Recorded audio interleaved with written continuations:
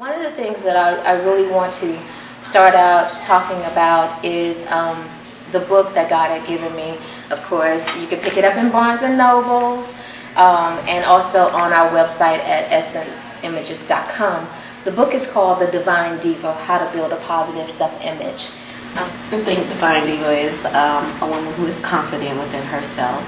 That she, as Linda said, knows who she belongs to.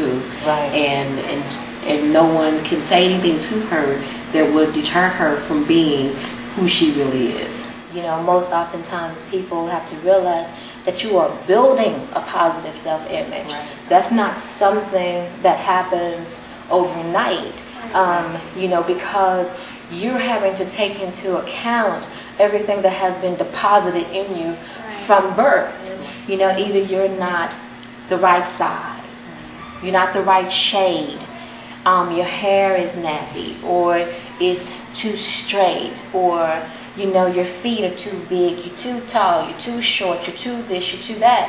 Right. And so oftentimes, you know, people feel like, okay, you are not beautiful unless you look like women in the world. Right. So, I mean, I never understood why people discriminate against women of darker tones. It's like they have a plague, and if they be around them, then they're going to be dark. Right. But dark is beauty. I mean, it's a beautiful. Why do we have to look like we just stepped out of Playboy?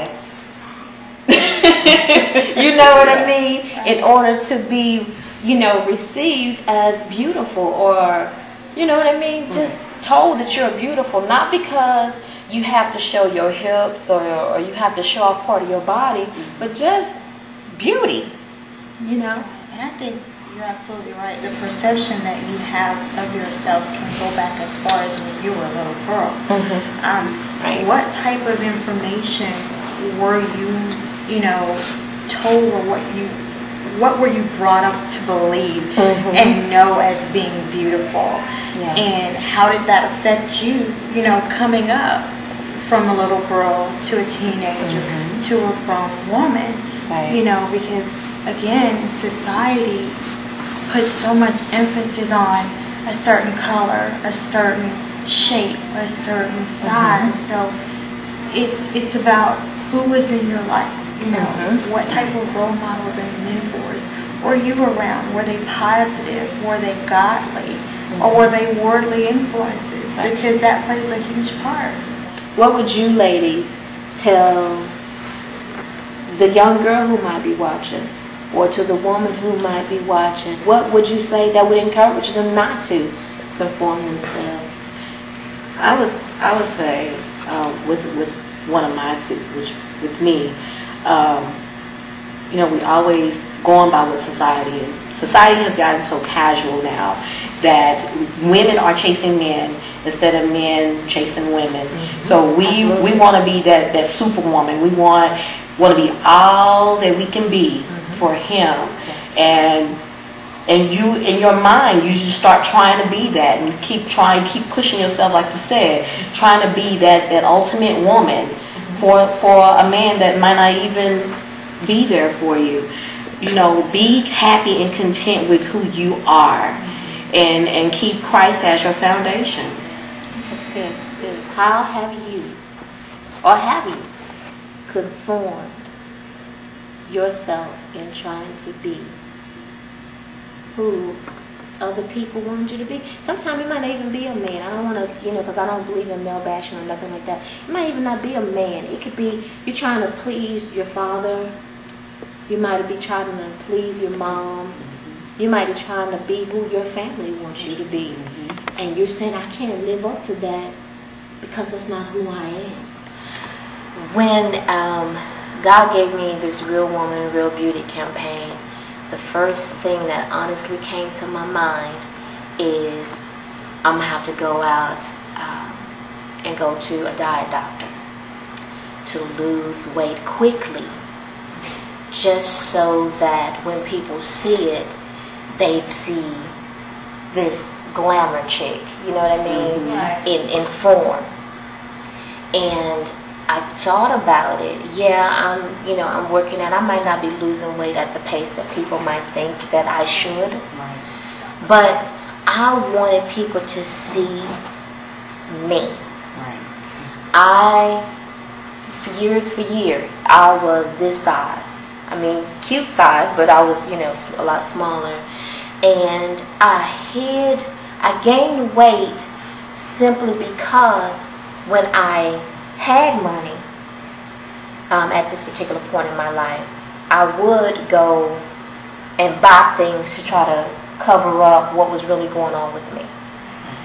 When I went through a season of not having those kind of funds, then I turned to food as a comfort. I got tired of people, men, I'll be honest with you, wanting me just for my body. And honestly, I was giving it to them. And then when I came to myself, I said, well, if I gain weight, then maybe people will see my substance and not focus on the outer part. Right. You know what I mean? Right. And in both extremes, I was still unhappy. And I'm tired of becoming insecure to make you feel secure about being with me. Right.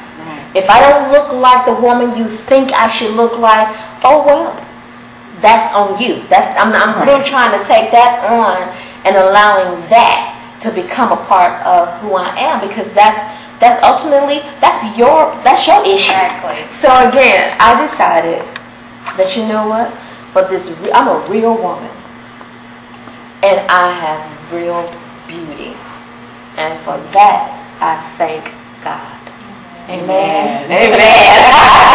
See, that's what I'm saying. That's it. I want to thank everybody. Again, the name of the clothing line is Beautifully Speaking, and our slogan is, if you're not speaking beautifully, then you should be beautifully speaking. Also, too, you can go online and get our book, The Divine Diva, How to Build a Positive Self-Image, and about the Real Women, Real Beauty campaign. We're looking for real women who might want to share with other girls, with other women, what it is to be to be beautiful. This is not a beauty contest. Is what we're looking for. America's Next Top Model. Please don't send us any nude, vulgar pictures of yourself. But just let us capture who you are. We don't care if you're a size 0 or a 30. We don't care if you have freckles or moles. We don't care if you wear your hair natural or if you're wearing it a weave down, to your kneecaps. It doesn't matter to us. We are looking for real women who represent real beauty. And we want to thank you so much for just sitting in with us as we talked about real women with real beauty. God bless.